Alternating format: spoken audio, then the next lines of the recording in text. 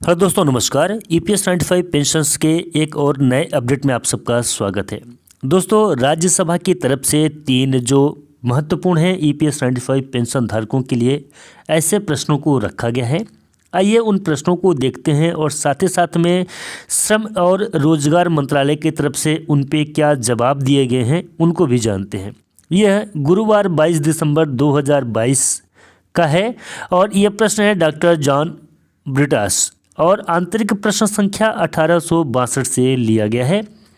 EPS pension योजना पर उच्चतम न्यायालय का निर्णय।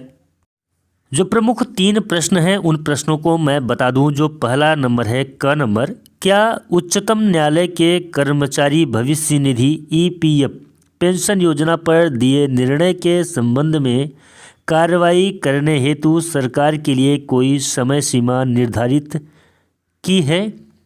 काफ़ी महत्वपूर्ण प्रश्न है EPS 95 पेंशन धारकों के लिए। प्रश्न को एक बार फिर से सुन लें।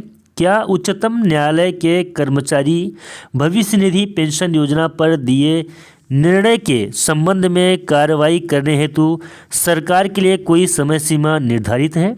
दूसरा नंबर पे है, यदि हाँ तो संबंधित ब्यौरा क्या है और इस पर सरकार की क्या प्रतिक्रिया है? और तीसरे नंबर पे है, EPS और कामगारों के लिए सामाजिक सुरक्षा उपायों पर उच्चतम न्यायालय के निर्णय का क्या प्रभाव पड़ता है? तत्संबंध ब्यौरा क्या है? दोस्तों, इसी कड़ी में उत्तर भी हम आपको बता दें तो उत्तर है श्रम और रोजगार मंत्री श्री रामेश्वर तेली जी के माध्यम से।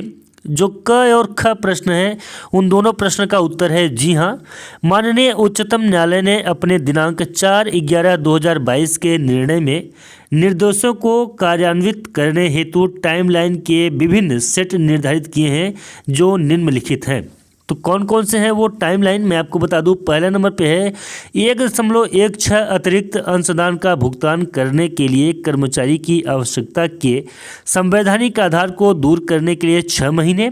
और दूसरे नंबर पे है सभी कर्मचारी जिन्होंने स्कीम के अनुच्छेद 11(4) के अंतर्गत विकल्प का प्रयोग नहीं किया है परंतु उसका प्रयोग करने के हकदार थे परंतु अधिकारी द्वारा की गई कट ऑफ तिथि के व्याख्या के कारण ऐसा नहीं कर सके, द्वारा विकल्प का प्रयोग करने हेतु 4 महीने दिए गए हैं।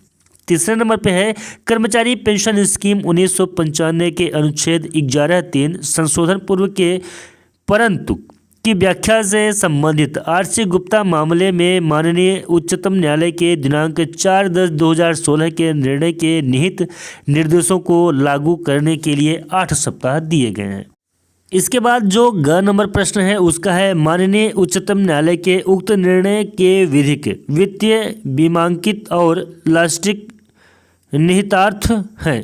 ये तीनों प्रश्नों के उत्तर हैं दोस्तों। और मुझे आशा ही नहीं पूर्ण विश्वास है कि जो प्रश्न पूछे गए थे वो प्रश्न भी काफ़ी महत्वपूर्ण थे और जो श्री रामेश्वर तेली जी के माध्यम से प्रश्नों का उत्तर दिया गया है वो भी काफ़ी महत्वपूर्ण है। और आने वाले समय में, आने वाले भविष्य में इन उत्तरों के माध्यम से ही EPS 95 पेंशन धारकों की पेंशन में वृद्धि को लेकर कोई ठोस कदम उठाया जा सकता है। तो दोस्तों, आपको यह प्रश्न और उत्तर का जो ये था कैसा लगा आप हमें कमेंट में ज़रूर बताइएगा। आशा ही नहीं पूर्ण विश्वास है कि मेरे द्वारा बनाया गया ये वीडियो आपको ज़रूर पसंद आया होगा। अगर वीडियो पसंद आया हो तो प्लीज़ चैनल को सब्सक्राइब कर बेल की घंटी को भी प्रेस कर लें।